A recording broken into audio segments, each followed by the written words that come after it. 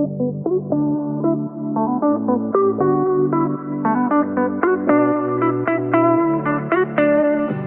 listening to the Reality of It All podcast, candid conversations about today's hot topics.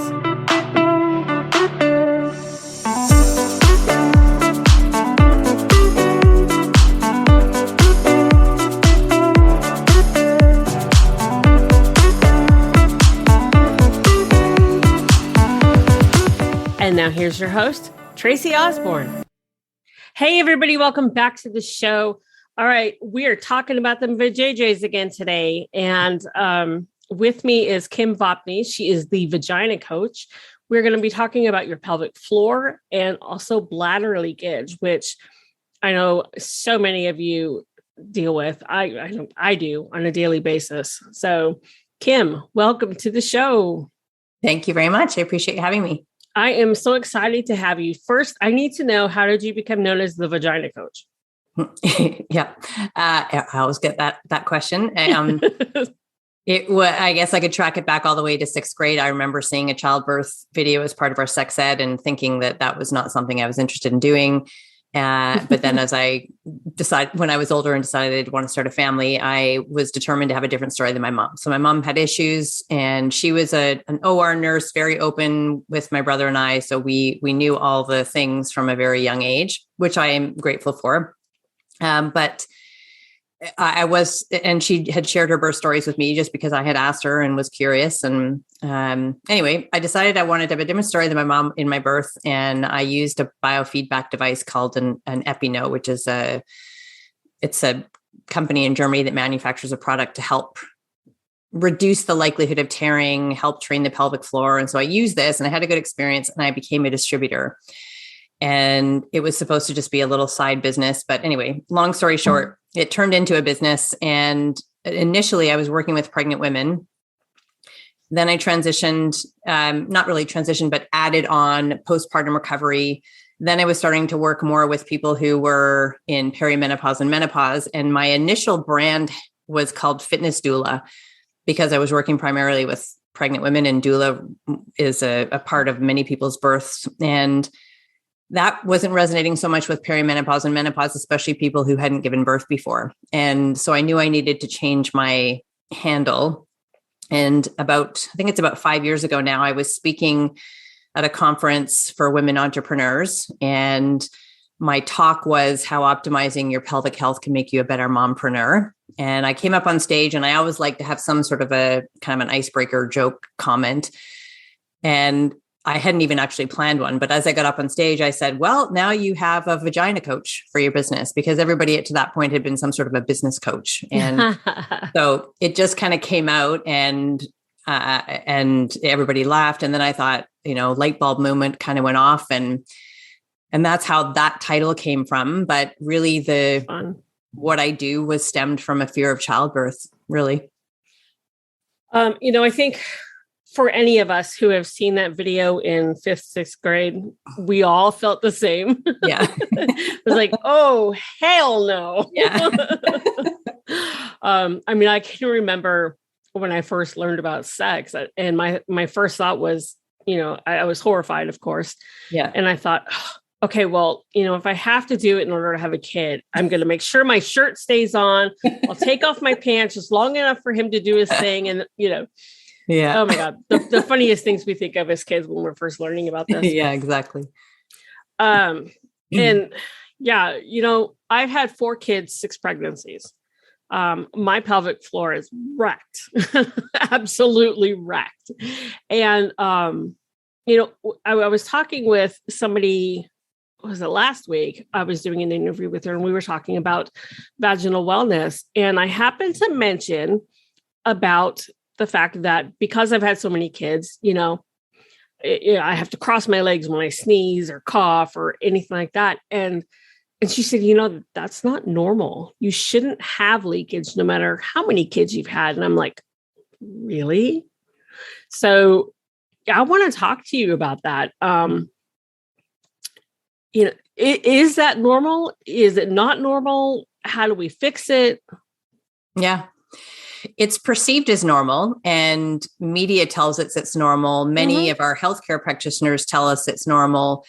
So yes, there's a belief that that's just what happens when you have given birth before. That's just what happens when you get older. That's just what happens, quote unquote, because you're a woman. And it's not normal. It's very common. It is very treatable.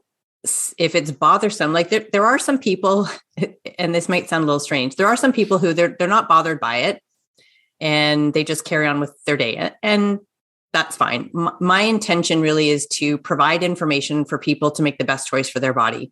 If it's something that you want to change, you absolutely can change it. You can overcome that. It is never too late. It doesn't matter how many children you've had. It doesn't matter how you've given birth. It doesn't matter if you have never been pregnant or given birth before. These situations can happen to anybody. Any vagina owner really can deal with incontinence or organ prolapse or painful sex, pelvic pain, all sorts of different challenges.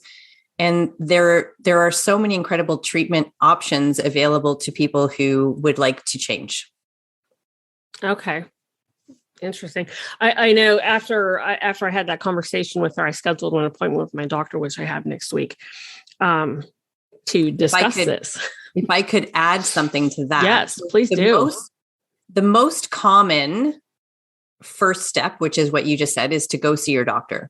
Right. And while I appreciate and am incredibly grateful for medically trained professionals, we need them as part of our healthcare team. That being said, I don't believe they're necessarily our best ally, the best first line of defense with regards to our pelvic health. If it's the only option we have, then of course that's something we can pursue. However, I think an even better choice would be pelvic floor physical therapy. And this is something that not many people know what pelvic floor physical therapy is. And they are in existence in most places around the world. They're physical therapists or physiotherapists they're called physiotherapists in Canada and some parts of Europe. They're physical therapy in the United States. And it's the same profession, just a slightly different name. Right. So they're trained as physical therapists, and then they take additional training in the pelvic floor. So they are specialists within the pelvis. They evaluate and treat external, internal with gloved fingers. And the time that you would spend with them, when we see our doctor, and it's not their fault, it's the way the system is set up, we have maybe 7 to 10 minutes with them. Mm-hmm. And during that time, it's very difficult to learn how to do a Kegel exercise, to have a complete evaluation of your pelvic floor, to talk about all of the challenges. Their role, at least the primary care physicians and the family practice, they need to rule out kind of all the more sinister things and then potentially refer you on. And in that short period of time, it's very hard to get down to something like, what's happening with my pelvic floor? I'm leaking when I do this and this and this. And then again, I've heard so many people that are either dismissed or told it's normal, or told go home and do your Kegels, or they get referred on to a urogynecologist, which again, they can play an absolutely incredibly valuable role within our pelvic health management. But first line, the very first person that I think we should be seeing is a pelvic floor physical therapist. And from there, so many of the things that we deal with are treatable through pelvic floor physical therapy. And if they're not, they can screen for the medical and say, you know what, this is a medical condition. Please go and see your doctor at that point. But unfortunately, the reverse doesn't always happen. The doctors aren't always referring on to pelvic floor physical therapy. And you also, in many parts of the world, do not need a referral to see a pelvic floor physical therapist. So you can just go and make your own appointment. I think a lot of it probably depends on your health insurance and that kind of thing. Yeah. What about for those of us who either don't have access to a pelvic floor therapist or can't afford one? For me, example, I don't have health insurance. So, this would be coming out of pocket. Yeah. Are there things that I could do at home to, strengthen my pelvic floor? Of course, Kegels, anytime I think about it, I start doing them. But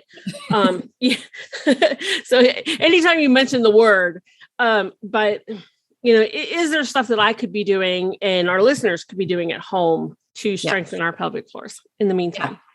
Yeah. So, and that's so true. There are many people, again, it could be geographic, it could be financial, it could be, some people have trauma in their background and the thought of having somebody, there's lots of different reasons why that may not be absolutely appropriate or accessible or available to them. But that doesn't mean that we can't do anything about it. So Kegel exercises are very prescribed. Most people have heard of a Kegel exercise, and it is one form of pelvic floor exercise. Most people interpret a Kegel as a squeeze. And we have some research to show that most people are doing Kegels incorrectly because nobody's really taught them how to do it. And it comes back to, again, we might have seen a family doctor, but during that time, we might have been given a brochure or told, go home and do Kegels, or it's how the muscles you use to stop the flow of urine. And we actually have some other research that shows that stopping the flow of urine, yes, that is addressing, that is using some of the muscles we want. But if we have people think more of an anally driven cue, like stop a fart or pick up a marble with your anus, those actually elicit stronger contractions in the pelvic floor. So cueing is really important.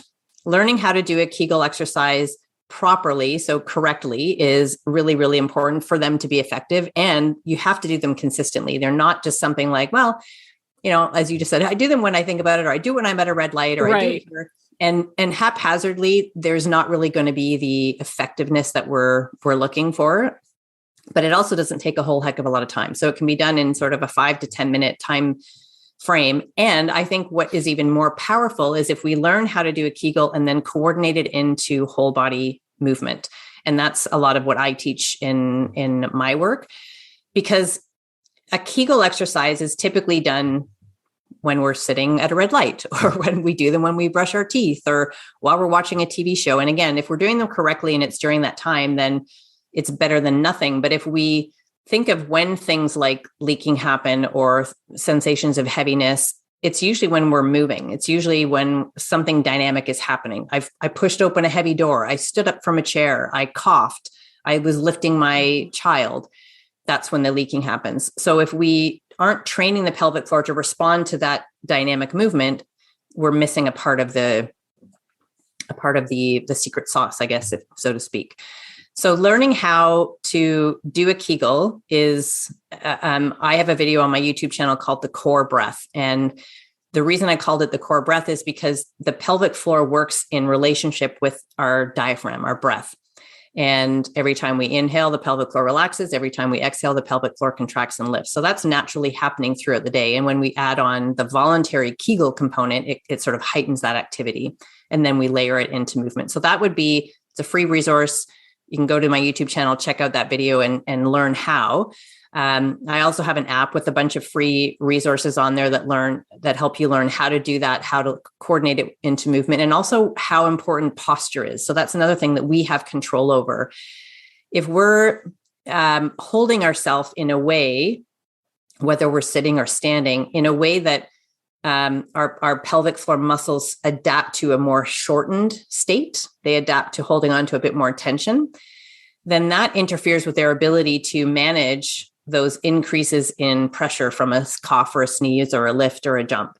So if we have muscles that are already partially engaged or contracted, when they're called upon to work again, part of their force capacity is already used up. So they can't either react in time or they can't react with enough force because some of it is already used up, if that makes sense. Mm-hmm. So oftentimes, initially for many people, it's actually learning how to relax the pelvic floor, not go home and do a bunch of Kegels. So understanding what your pelvic floor needs is really important in terms of being able to understand what type of therapy or movement practice would be beneficial. Does that make sense? Yeah, that makes total sense. This is incredibly fascinating.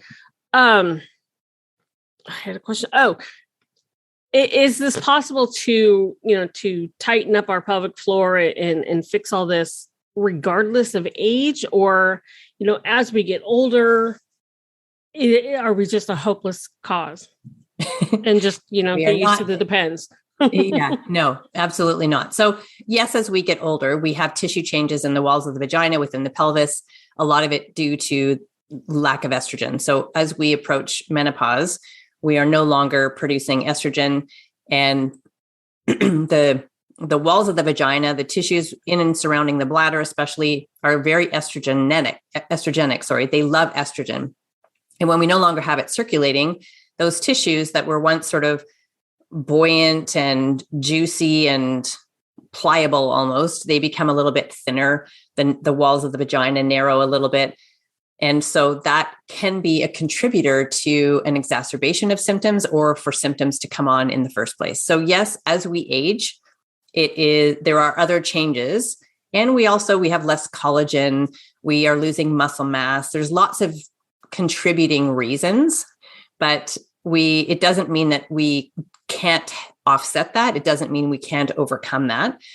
Local vaginal estrogen is an incredibly supportive practice, I think, that would benefit most people. And even people who have cancer in their backgrounds, we do have some research to show that the benefits and the safety. There's a great book called The Estrogen Fix that I recommend people read if they want to learn a little bit more about estrogen. But that's one thing that can help from a tissue perspective.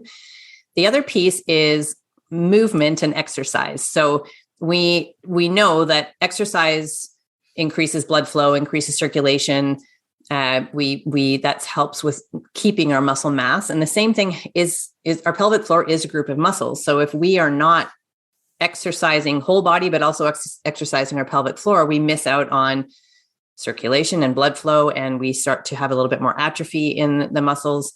So it's important as we age to continuously exercise the group of muscles, and we may benefit from a therapy like local vaginal estrogen. We also benefit from moisturizing our vagina. So just like we moisturize our face and we put hyaluronic acid serums on our face, we do the same thing with our pelvic floor, and that can help retain moisture. It can help with dry irritated tissue that becomes uncomfortable for people. So that's another practice that I recommend people start to do even before there's a problem. And see a pelvic floor physical therapist once a year if you have access to one. Sit less is something else. So we sit a lot, especially the last couple of years. We've been sitting a whole heck of a lot, right? And when we sit, a lot of times we're sitting in kind of a slumpy position that puts a little bit more pressure. Yes, sit up a little taller. As I sit up. But we start to get, just like anything, if the muscles aren't used, especially used in a variety of ways, they adapt to what position we're holding them in the most. And if we're sitting a lot and sitting in a tucked position, we start to get shorter, tighter muscles that lack blood flow and circulation. And then if we're doing that for years and years on end and we're approaching menopause, now we also have the lack of estrogen that's playing a role. But that's all within our control to address either preventively or know that if that's happening now, we can overcome it. It's something that we can, and I think the stat is over 80% of this is women. So vagina owners, women will experience vaginal dryness. We are all going to go through menopause. Over 80% of us will have vaginal dryness, and vaginal dryness is not something that goes away with time, like the hot flashes do, or the mood swings, or the brain fog. Vaginal dryness is something that we need to address. It will not get better on its own. Okay. And do you have, is this vaginal estrogen, is this something that we get from our doctors, or is it something we can just get online, or? You would see your medical doctor. You can also see a naturopathic physician. I think functional medicine doctors as well. So there's different types of estrogen. There's 3 different types of estrogen, and there's different types that could be prescribed. Vaginal estriol is most likely, it's the lower potency, so to speak, and most naturopathic physicians would be prescribing estriol, and it can come in the form of pellets or creams. Sometimes it's oral. There's all sorts of different forms of use. And then there's also estradiol. That would be the one that's most commonly prescribed through a medical doctor. So again, personal preference. There's bioidentical hormones and there's synthetic hormones. The book Estrogen Fix and Estrogen Matters are really good resources to read to learn the differences between the types of, and also the research that debunks a lot of the cancer scare and also supports the use of estrogen for bone health, heart health, brain health, and vaginal health. And then there's also foods. So what we're eating can also play a role in our vaginal microbiome, our gut health, and also help almost not replace, but it provides a little bit of phytoestrogen. So soy products, flax seeds can, as we are no longer producing as much, if we can replenish it in our diet, that can be helpful for many people as well. And then there are also non-hormonal options. One of my favorite is called Julva, and it's a vaginal DHEA. So it's non-hormonal, but the DHEA helps with the conversion of estrogen and testosterone. And so that's a cream that's applied to the labia that can help, again, if people are not comfortable using estrogen or for whatever reason can't, then that would be a good option for them as well. Okay. I wrote some of this down so I can make sure I put it in the show notes. Listeners, I'll get as much of this into the show notes as I possibly can for you, because I know there's a lot here. Excuse me. And one last thing I want to touch base on real quick in our last few minutes is, strengthening our pelvic floor and doing all that. That is probably something that we should really think about doing pre-pregnancy, if we can, to help with our pregnancies and deliveries. Is that correct? 1,000%. I would argue that when we are learning, so 6th grade, when I saw the childbirth video, if I was told that because I have a vagina, I will also, and a uterus, I'm going to menstruate. I'm going to experience hormonal fluctuations for my entire life. And eventually I am going to go through menopause. The majority of us are going to be pregnant at some point in our life and give birth. And all of these reasons mean that we need extra care and attention provided to this group of muscles, because it's really important for sexual function, for our continence, for our core and pelvic stability, for our organ support, like all these.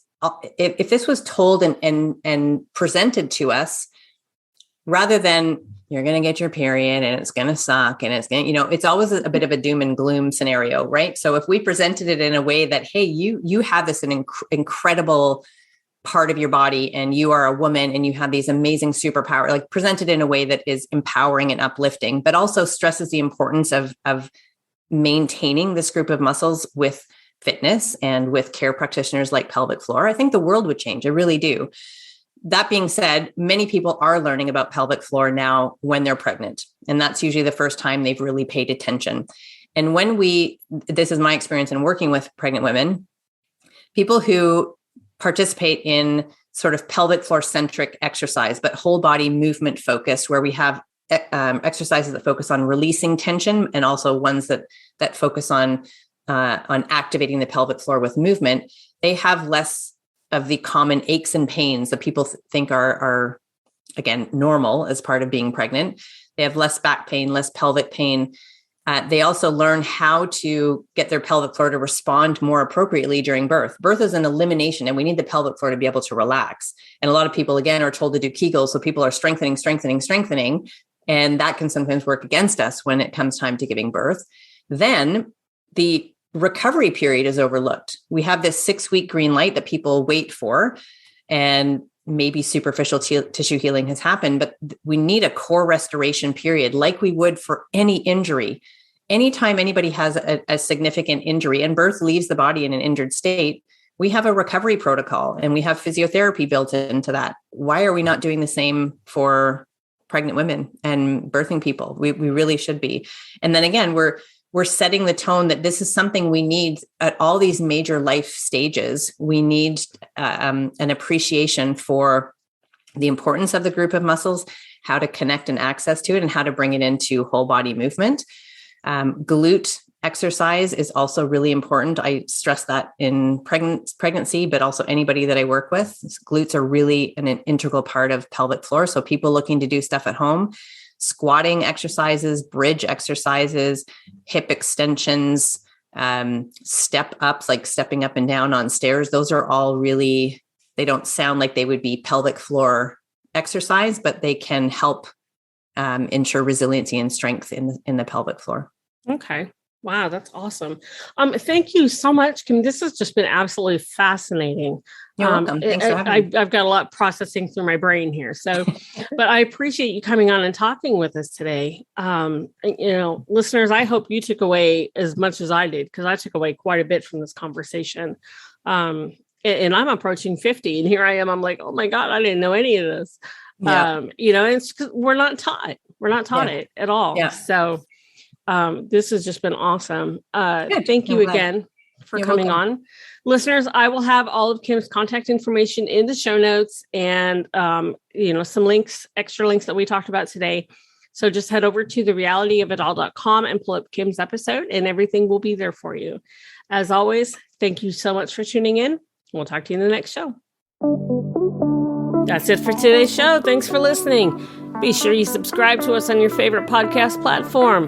Don't forget to follow us on Facebook, Twitter, Pinterest, Instagram, and TikTok.